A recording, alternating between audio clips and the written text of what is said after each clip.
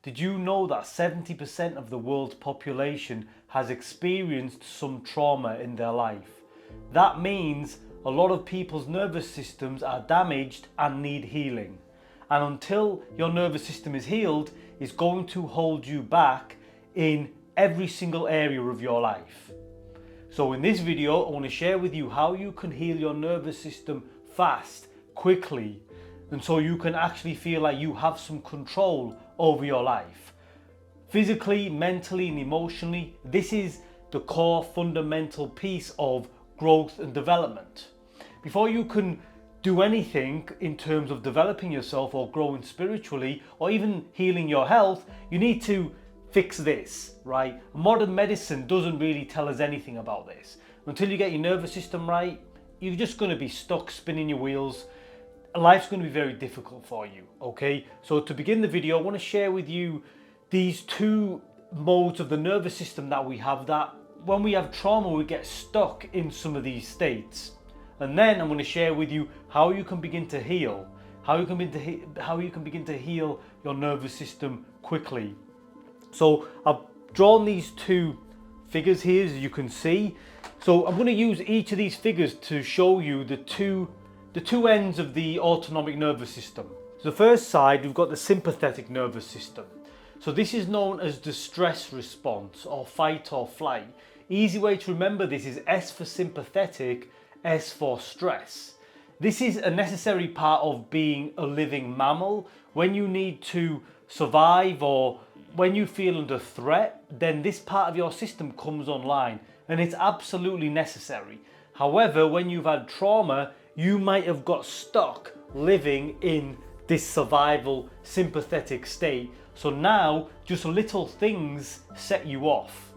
You go to work and your boss speaks to you in the wrong way, and you get triggered and you go into survival, right? You literally feel like you're under threat. And when you move into survival, it influences all of your perceptions, it influences everything about the way you see the world. So in survival, you're going to feel like it's you against the world. Everybody's out to get you. Everything's a competition. How can you get one over on the other person? Or you're always feeling threatened. And as you can imagine, that's not a very healthy way to live. And a lot of people are living like this. A lot of people see life as a competition. Obviously, there's a competitive element to aspects of life which is healthy and good, and I personally enjoy a bit of competition. But if you're looking at your life through the lens of everything's a competition and I need to get what I can get, then there's a deeper underlying problem, and that is going to limit you in every single area of your life and how far you can go. So for that reason, I'm going to draw a sad face on this one. But like I've said, it's not necessarily bad. It's bad when you are stuck there. It's necessary. You just don't need to be spending most of your life in this survival state. Furthermore, when you're in survival, your brain doesn't work as well. So I'm just going to draw a brain in here. I'm going to try. So you have a more primitive part of your brain, like the limbic system. This is a more core part of the brain. The outer part of the brain developed later on as humans evolved. But this more primitive inner part, that's what controls a fight or flight impulses, putting you into survival. Because it's one of the most earliest parts of our mind, it has a lot of power. So when you're going into survival, you lose access to your higher human capacities, and you're literally functioning as a wounded animal, okay? And in the way the world is these days is so complex, and there's a lot of things to deal with. You cannot be functioning from this primitive part of your brain. You need your higher mind to come online, which it can't do when your whole system is messed up. Okay? You cannot achieve your goals. You cannot get to where you want to get to without the higher part of your mind functioning. So this is what I'm saying. You need to heal your nervous system, because your nervous system and your brain are obviously connected. If your nervous system is dysregulated, then it's going to affect your brain function as well. Conditions like ADHD, for example, I think is just a nervous system problem. A lot of physical health problems, IBS, gut issues, all come back to this, in my opinion. So there's the opposite side of this nervous system spectrum, and that's the parasympathetic response. And I'm just going to draw a smiley face on this for now. This is the state you should be in more of the time, okay? You should be able to move through each of these states when it's appropriate, when the conditions are right. But this state is parasympathetic, P for peace. That's the easy way to remember it. P for parasympathetic, P for peace, or positive or peaceful.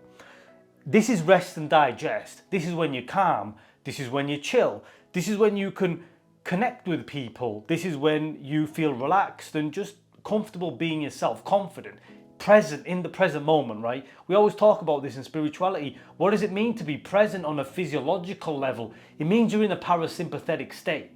But if you're in this state, survival, you ain't gonna have a strong spiritual connection, because your system needs to feel safe enough for you to feel connected. And then if we look at the brain on this if we look at the brain on the person who is in a parasympathetic state, they can access their higher mind, the higher part of their psychology, the prefrontal cortex, okay? That stuff, the higher cognition, your human intelligence does not come online in this state. So you can't achieve your goals, you can't get to where you want to get to, you can't focus, you can't concentrate. All these things that everybody struggles with now because your nervous system is not functioning very well. Furthermore, if you have trauma and repressed emotion, you cannot heal until you're in this state.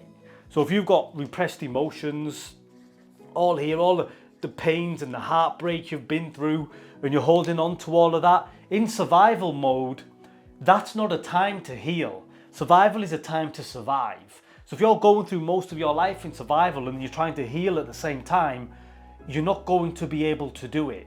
Your system doesn't feel safe enough to process this stuff, right? You literally need to move into this state, let your body and mind know that it's completely safe now, and then, guess what? You can start to process this stuff. You'll start to release it, okay? That energy will be released.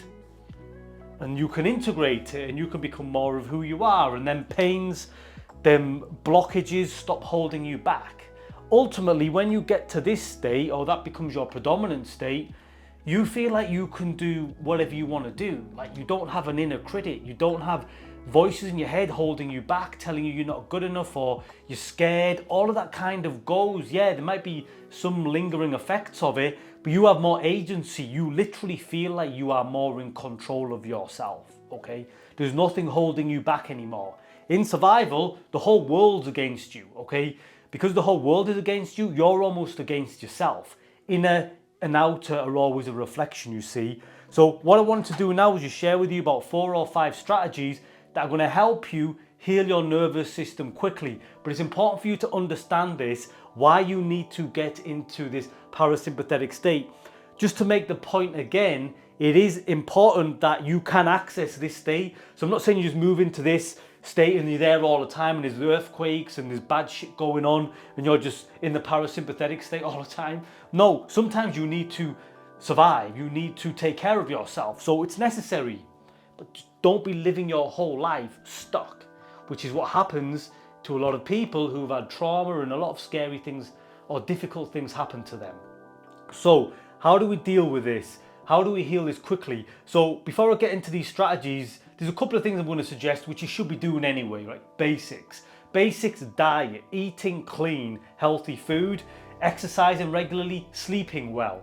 These are like nervous system health 101. You've got to be doing that stuff right first. If you've got that stuff down or you're working on it, then you can implement these other things. So the first thing is awareness. Awareness is always the first step. If you do not know when you are going into fight or flight or survival, it's going to be almost impossible for you to heal or get out of that state. So pay attention when you get triggered a lot or when you feel anxious or scared and what's going on in your body, okay? Just that awareness in of itself helps your higher mind come in. So like I talked about here, your higher mind is your awareness, your consciousness, your intelligence. When you're triggered or you're having an emotional flashback, they call it, you don't actually know you're lost, you're just lost. But when you start to bring awareness in, you're activating higher parts of your mind. And you need them higher parts of your mind to like witness and see what's going on and then recognize it so you can begin to change it, okay? So pay attention to when it happens, and then the triggers as well. What triggers you? Is it a certain sort of person? Is it a certain environment? Does something happen that you don't like? Is it a relationship? I don't know. What is it? Something is triggering you. With that higher cognition of awareness, using the higher parts of your mind, pay attention to what is triggering you, okay? Like I said, I want to make the point again, that will activate a higher part of your mind and get you out of this primitive limbic system that's just got such a strong hold on you, okay? The higher part of the mind is the way out. The second thing I'm going to suggest you do is relaxation. So when you catch yourself and you realize you're triggered and you've lost yourself a bit, you need to work on relaxation. Relaxation sends the messages to your body that it's okay now for me to relax. Relaxation means everything's cool, okay? If you're in survival, you are not relaxed. When you bring relaxation to yourself, which you can do in meditation, you literally send signals up to your brain that it's okay to relax, okay? But we need to cultivate it in the body. Feelings of relaxation, feelings of safety, okay? There's meditations out there that help you cultivate a feeling of safety. And it's called a bottom-up approach. So when you feel a feeling like safety or relaxation, it sends signals up to your brain to get out of this primitive bit and start to work on the higher level of intelligence, okay? So start with the body. This is why it's called a bottom-up approach, okay? So work on relaxation, cultivating feelings of safety, which you can do in meditation. Try this especially when you're triggered. Just try relaxing, okay? That'll help pull you out of this stress state. The other thing I'd like to suggest is frequencies. So I like to use frequencies as well. Frequencies that help me slow my brain waves down, okay? Because when you're here, you're working in this limbic system, this primitive brain, your brain waves are all over the place. And when your brain waves are all over the place, your system is completely dysregulated. So find some frequencies that just you can maybe meditate to that'll help you calm down. Things like delta frequency, low alpha can help you calm down, okay? And especially when you know that you're triggered and you meditate on them, it's going to bring you a lot of peace. Very, very powerful actually, and it'll bring you a lot of peace quickly. And the final one I want to suggest is probably a difficult one for some of you, used to be a difficult one for me, and that's connecting with other people, connecting with other safe people, okay? Human beings are very social animals. You may be a bit of a recluse or a lone wolf and you think you don't need other people, but when it comes to this, you need other people. When you're in connection with other people, it actually soothes you and it pulls you into this parasympathetic state, okay? We need, it's called co-regulation. We need co-regulation, connection and relationships with other people for us to stay in a healthy state.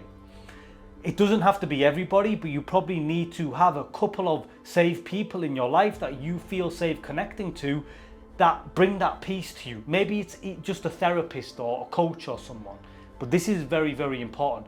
Ultimately, when you practice these strategies I've shared over time, you gain more power back. You stop spending most of your time in this state and you tend to spend more time here. And when you're here, life's just sweeter, life's just better, you function better. And over time, slowly, you start to recondition your whole body and mind. Okay, you just become a new person. And until you achieve this is your predominant state, it doesn't matter how much manifestation tactics you're using or visualization or whatever you're trying to do, you're never going to change your life, okay? This is foundational. Everybody needs to do this if they want to evolve or grow in the ways that they want to grow. So outside of this, just look into anything that talks about nervous system healing, okay? There's a lot of ancient yogic practices like Kriya Yoga you can look into. I've personally never done it very much, but there's a lot of these that actually work directly with your nervous system to heal it, okay? A lot of these ancient yogis and people knew the importance of healing the nervous system. It is the foundation to spirituality. It is the connection you need to your most powerful self, okay? But that is everything I've got for you today. If you want to watch some other videos like this, feel free to check out these right here. But until next time, God bless.